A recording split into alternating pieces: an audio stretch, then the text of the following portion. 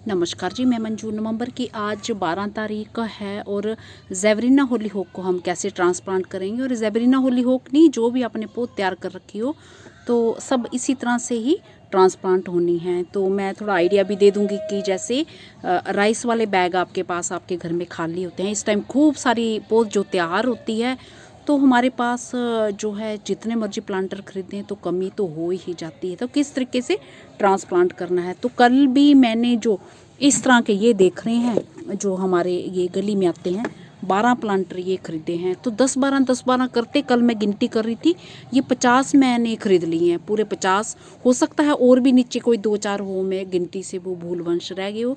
तो सिर्फ जो ऊपर छत पे पड़े थे 50 मैंने गिनती कर ली है। तो फिर भी लगता है कि इतनी सारी पौध हमने तैयार की है, तो हम इसको कैसे ट्रांसप्लांट करें।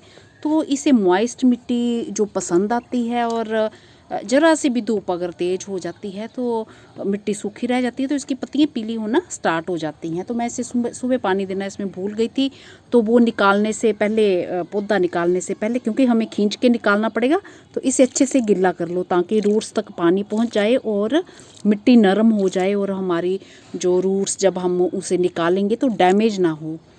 और छोटे से गमले में अब ये देखो, थोड़ी सी जरा से पौधे हैं, और इसी में से कुछ दिन पहले जो मैंने छोटे से पोट में, ये पोट छोटा सा है, ये जो बड़े हैं जो मैंने ख़रीदे हैं, और ये छोटा सा लास्ट ईयर के ख़रीदे हुए हैं, ये बिल्कुल इतने इतने से, मेरे हाथ के इतने इतने, ये इतने इतने से हैं।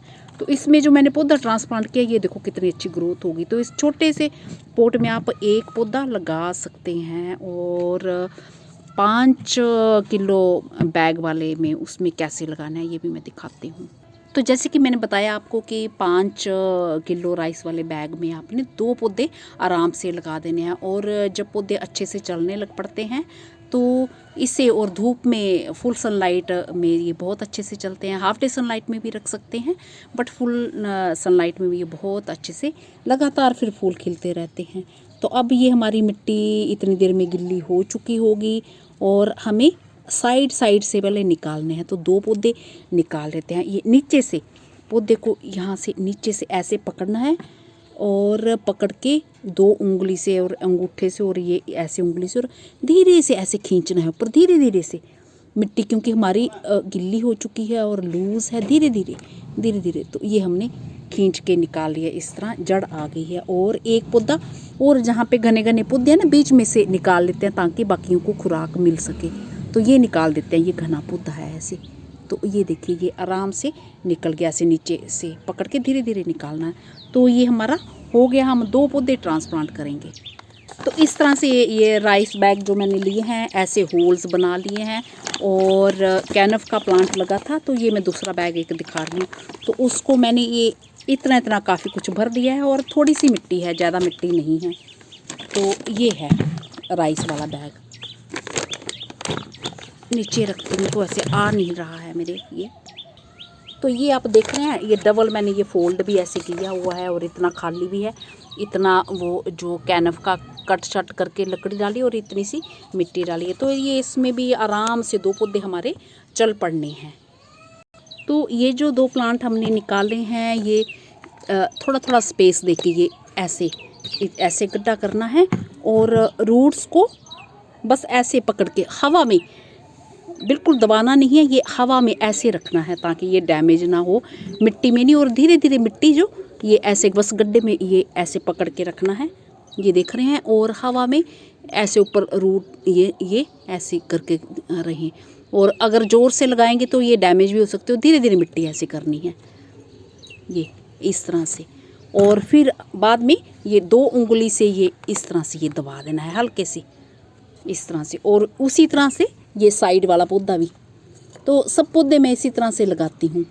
तो गड्ढा इतना कर लिया कि ये रूट इसमें आराम से बैठ जाए, और ज़्यादा दबाव नहीं डालना, ये ऐसे हो गया, और फिर धीरे धीरे मिट्टी कर देनी है। तो ये हमारे 2 पौधे ये लग गए, और दबा देना है इसको। अब अच्छे से पानी दे देना है, और ये साइड से दे देना है पानी ताकि ये हो जाए, और इसको छाया वाली जगह में रख देना है चलने तक, जब तक ये हमारा चलना स्टार्ट हो जाए। फिर हमें धीरे धीरे धूप का टाइम बढ़ाना है। तो अब ये थोड़ा लुढ़क जाएंगे, और ये सेट होने में रूट्स जो है थोड़ा टाइम लगेगा, तो फिर मैं आपको दिखाऊंगी। अभी छाया में फ़िलहाल इसको रख देना है। तो ये देखो ऐसे पौधे अभी होने लगे हैं हमारे। तो ये हमारे लग गए, ट्रांसप्लांट हो गए। तो सारे पौध जो है हमें इसी तरह से ट्रांसप्लांट करनी है, और इसे अब छाया मिलनी चाहिए। जहाँ मर्जी आप बड़े बड़े पौधों के नीचे जहाँ धूप ना आए वहाँ पे आप रख सकते हैं। तो मैंने पौधे को जो है छाया वाली जगह में रख दिया है, और मिट्टी को हल्का मॉइस्ट ही रखना है। और जब थोड़ा पौधा अच्छे से चलने लगे तो मटर के छिलके हमारे सर्दियों में खूब सारे होते हैं, और जब सूख जाएं तो उनसे इनकी मल्चिंग कर सकते हैं, ताकि जो मिट्टी हल्की मॉइस्ट ही रहे। तो ढेरों फूल जो लंबे टाइम तक ये फिर देते ही रहते हैं। तो चलते चलते मेरा गार्डन देखना तो बनता ही है। ये मेरा कलरफुल गार्डन आज 12 नवंबर को भी कई महीनों से ये इसी तरह से खिलता आ रहा है।